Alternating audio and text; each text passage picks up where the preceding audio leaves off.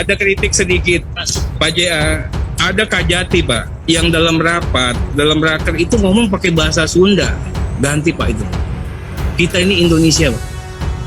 Jadi orang takut kalau ngomong pakai bahasa Sunda, ntar orang takut, Pak, ngomong apa dan sebagainya itu, Pak.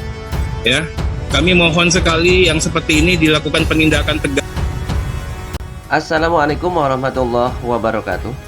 Selamat berjumpa sahabat dan teman-teman dimanapun berada.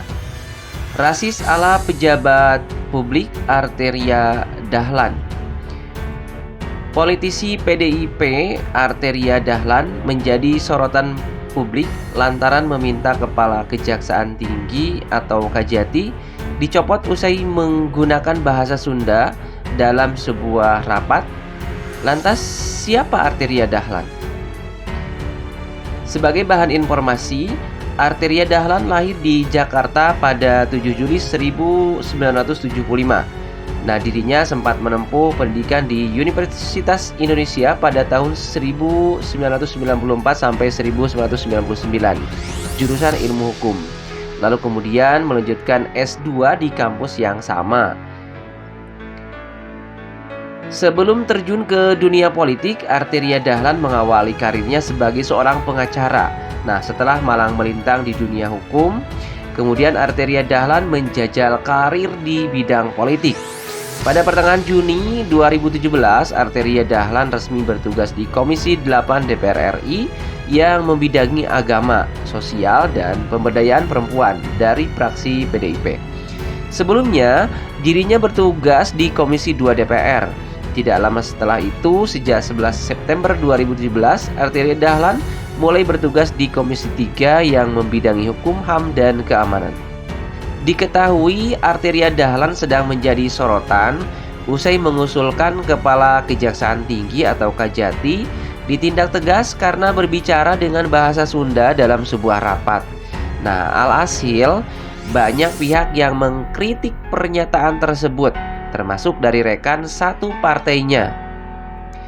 Anggota DPR fraksi PDIP TB Hasanuddin mengkritisi Arteria agar tidak berlebihan. Ia menilai ucapan Arteria dianggap bisa melukai perasaan masyarakat Sunda. Pernyataan anggota Komisi 3 DPR Arteria Dahlan yang keberatan dengan Kepala Kejaksaan Tinggi yang menggunakan bahasa Sunda saat rapat dinilai tidak etis. Arteria bahkan dianggap membuat gaduh dengan menyentuh ranah suku, agama, ras, dan antar golongan atau SARA. Dia seharusnya mengemban fungsi representasi rakyat sebagai anggota DPR, perwakilan yang menjunjung tinggi hak tradisional masyarakat sebagai kekayaan nasional termasuk bahasa daerah. Dengan demikian, tidak ada yang salah dari seorang Kepala Kejaksaan Tinggi ketika berbahasa Sunda dalam sebuah forum resmi maupun tidak resmi di hadapan siapapun rakyat Indonesia. Gubernur Jawa Barat Ridwan Kamil mengimbau Arteria Dahlan agar segera meminta maaf kepada masyarakat Sunda di berbagai daerah di Nusantara. Jadi saya mengimbau Pak Arteria Dahlan sebaiknya meminta maaf ya kepada masyarakat Sunda. Tapi kalau tidak dilakukan, pasti akan bereskalasi karena sebenarnya orang Sunda itu pemaaf ya. Jadi saya berharap itu dilakukan, ujar Ridwan Kamil Rabu 19 Januari. Ridwan Kamil menilai pernyataan yang dilontarkan anggota DPR melukai kebinekaan NKRI. Dia mengingatkan Arteria Dahlan dengan cara baik-baik karena sejatinya orang Sunda itu memiliki sifat silih asi, silih asa, silih asuh.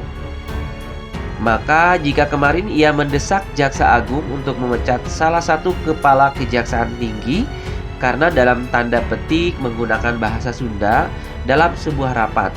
Nah, hari ini ramai para pemerhati sosial politik mendengungkan untuk memecat Arteria Dahlan dari PDIP dan sebagai anggota DPR RI karena tindakannya berlebihan dan dianggap melakukan rasis. So, bagaimana dengan Anda? Atas kejadian yang menyentuh SARA yang dilakukan seorang anggota DPR, Arteria Dahlan, maka orang Sunda bereaksi, merasa tidak dihargai dan dilecehkan sebagai bangsa yang memiliki derajat yang sama. Tagar bahasa Sunda diusik, orang Sunda ngulisik, ramai didengungkan di media sosial sebagai bentuk perlawanan dan pembelaan atas rasis yang ditujukan terhadap orang Sunda.